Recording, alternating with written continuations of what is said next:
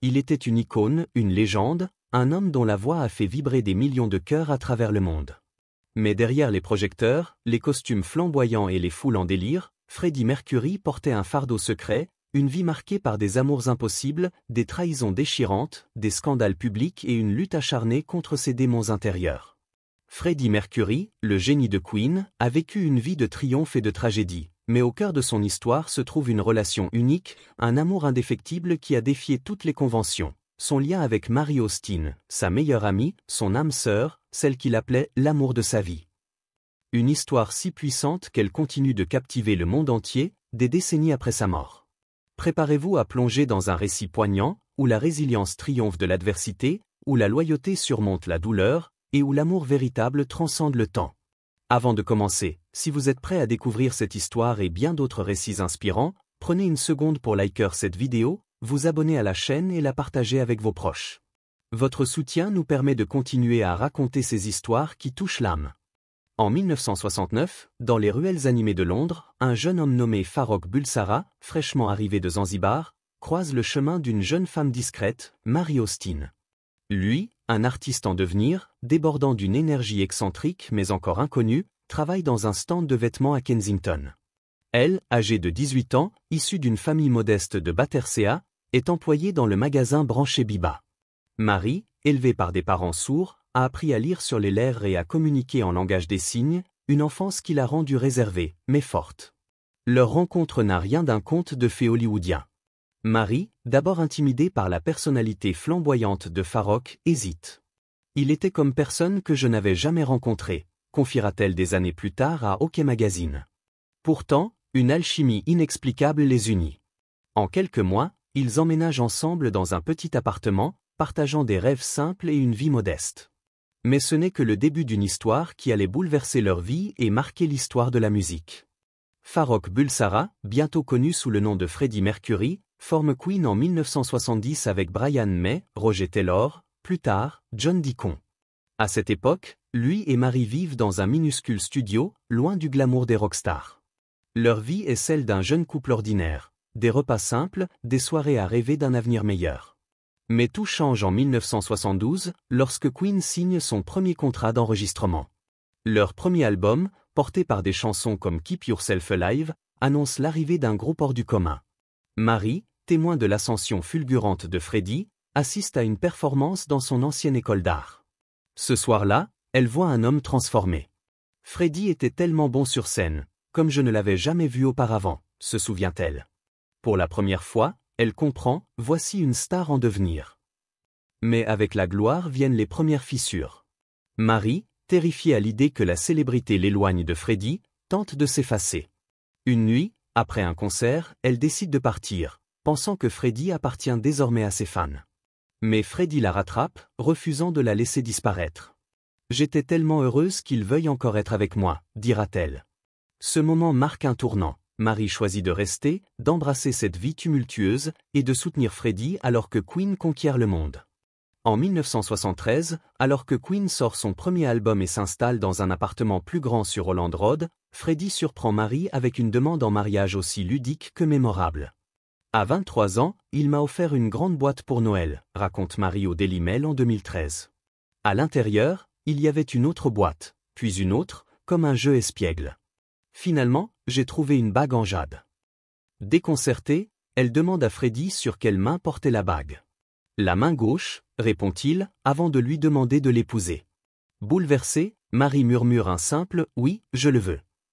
Ce moment, empreint de tendresse et d'espoir, semble sceller leur avenir. Mais la vie a d'autres plans. Alors que Queen atteint des sommets avec des albums comme Sheer Attack, 1974, et A Night at the Opera, 1975, porté par l'hymne intemporel Bohemian Rhapsody, la relation entre Freddie et Mary commence à vaciller.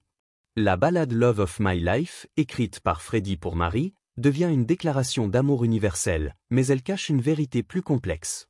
Freddie, désormais une star mondiale, s'éloigne. Les nuits tardives, les absences prolongées, les silences pesants s'installent. Mary, déchirée, sent que quelque chose ne va pas. Quand je rentrais du travail, il n'était tout simplement pas là, confie-t-elle.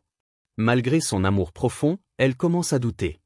En 1976, Alors que Queen domine les charts et que Freddie est au sommet de sa gloire, la vérité éclate. Marie, confrontant son fiancé, lui demande ce qui ne va pas. Dans un moment de courage brut, Freddie avoue, il est attiré par les hommes. « Je n'oublierai jamais ce moment », dira Marie au Daily Mail. Naïve, elle avait mis du temps à comprendre. Il s'est senti bien de me l'avoir enfin dit. Il m'a dit qu'il était bisexuel. Mais je lui ai répondu, « Freddie, je pense que tu es gay ». Cette révélation met fin à leur relation amoureuse, brisant le rêve d'un mariage.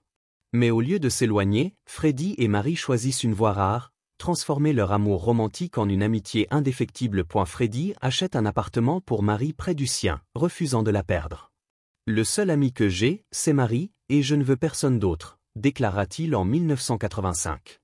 Marie, de son côté, reste une présence constante, accompagnant Queen en tournée, partageant les coulisses avec Freddie jusqu'à la fin des années 70. Leur lien, forgé dans la confiance et la compréhension, devient un refuge pour Freddie, dont la vie de rockstar est désormais marquée par l'excès, les scandales et les relations éphémères. Freddie Mercury, avec sa voix de presque 4 octaves, ses costumes extravagants et sa présence scénique inégalée, devient une icône mondiale. Des performances comme celle du Live Aid en 1985, où il hypnotise 72 000 spectateurs à Wembley, cimentent sa légende. Mais en coulisses, Freddie lutte avec une solitude profonde. Introverti hors scène, il se confie rarement, sauf à Marie. Dans la vraie vie, personne ne connaissait vraiment Freddie, écrit Roger Taylor. Il était timide, doux et gentil. Marie, elle, construit sa propre vie. Elle a 2 fils, Richard et Jamie, avec le peintre Pierre Cameron. Freddie, parrain de Richard, reste proche de la famille, mais sa vie personnelle s'enfonce dans le chaos. Les excès de drogue, les relations tumultueuses, comme celle avec Jim Hutton, et les scandales médiatiques sur sa sexualité pèsent lourd. Pourtant, Marie ne s'éloigne jamais. Elle travaille pour la société de gestion de Freddie, reste à ses côtés, même lorsque la maladie frappe. En 1987, Freddie reçoit un diagnostic dévastateur, il est séropositif. À une époque où le sida est une sentence de mort, il choisit de garder sa maladie secrète, ne se confiant qu'à Marie et à quelques proches. Marie, fidèle, le soigne avec Jim Hutton, passant des heures à son chevet. Il se réveillait, souriait et disait « Oh, c'est toi, vieille fidèle », se souvient-elle. Freddie, affaibli, trouve du réconfort dans cette présence constante. Le 24 novembre 1991, Freddie s'éteint à 45 ans, emporté par une pneumonie liée au sida. Marie est à ses côtés, comme elle l'a toujours été. Dans son testament, Freddie lui lègue sa somptueuse maison de Garden Lodge à Kensington, ainsi que la moitié de sa fortune de 75 millions de livres. Elle a reçu la maison et une part des droits d'auteur, comme s'il léguait tout à sa veuve, note le biographe Mark Blake. Marie, fidèle à la volonté de Freddie, garde le secret de l'emplacement de ses cendres, les dispersant 2 ans après sa mort dans un lieu qu'elle n'a jamais révélé. Aujourd'hui, à 73 ans, Marie Austin vit toujours à Garden Lodge, entourée des meubles choisis par Freddie. Discrète, elle a longtemps fui les projecteurs, mais en 2023, elle choque les fans en annonçant la vente aux enchères de 1500 objets appartenant à Freddie, costumes, instruments, paroles manuscrites. Le moment est venu de fermer ce chapitre, explique-t-elle à la BBC. Je dois mettre de l'ordre dans mes affaires. Cette décision, courageuse, reflète sa volonté de tourner la page tout en honorant l'héritage de Freddie. Grâce au succès de Bohemian Rhapsody, 2018, qui a rapporté plus de 900 millions de dollars, Marie a reçu environ 60 millions de dollars, conformément au testament de Freddie. Mais pour elle, l'argent n'a jamais été le cœur de leur histoire. Quand il est mort, j'ai senti que nous avions eu un mariage, confie-t-elle.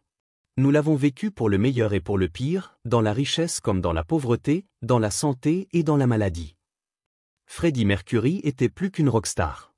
Né Farrokh Bulsara à Zanzibar en 1946, il a fui la révolution de 1964 pour s'installer en Angleterre. Enfant, il collectionnait des timbres avec une passion méticuleuse, un hobby hérité de son père. Il a conçu le logo emblématique de Queen, un blason médiéval reflétant les signes astrologiques des membres du groupe. Il refusait de faire réparer ses dents, convaincu qu'elles amplifiaient sa voix exceptionnelle, couvrant 3 octaves. Ses collaborations avortées avec Michael Jackson en 1983, marquées par des tensions improbables, un lama en studio, révèlent un homme complexe. Introverti, il cachait sa timidité derrière une façade flamboyante, ne se révélant pleinement qu'à ceux qui l'aimaient, comme Marie. L'histoire de Freddie Mercury et Mary Austin est celle d'un amour qui transcende les conventions. Malgré les trahisons, les luttes personnelles et les scandales, leur lien est resté inébranlable. Freddie, face à l'adversité, a trouvé en Mary une ancre, une confidente, une âme sœur. Leur résilience face aux défis ou la gloire, la maladie, la solitude résonnent profondément, surtout pour ceux qui, comme notre audience, ont connu des combats personnels, des pertes et des victoires durement gagnées. Alors, qu'est-ce qui rend cette histoire si universelle? C'est la preuve que l'amour véritable, celui qui repose sur la confiance et la compréhension, peut survivre à tout. Freddie et Mary nous rappellent que même dans les moments les plus sombres, la résilience et la loyauté peuvent triompher. Si cette histoire vous a touché, n'oubliez pas de liker, de vous abonner et de partager cette vidéo pour découvrir d'autres récits inspirants. Restez à l'écoute et à bientôt pour une nouvelle plongée dans les vies qui ont marqué l'histoire.